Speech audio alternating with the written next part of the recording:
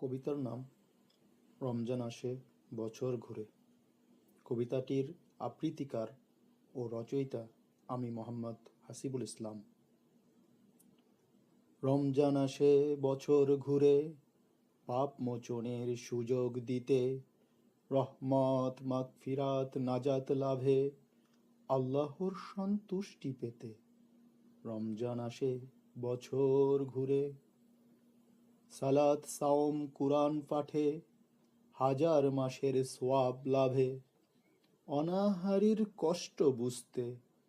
রমজান আসে বছর ঘুরে, সেহেরির খাবারের বারাকাতে, ইফতারের পূর্বে দোয়া কবুলে, সংযমের পাঠ শেখাতে।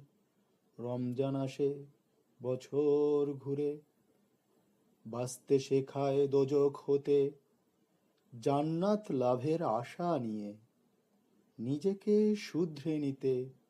রমজান আসে বছর ঘুরে।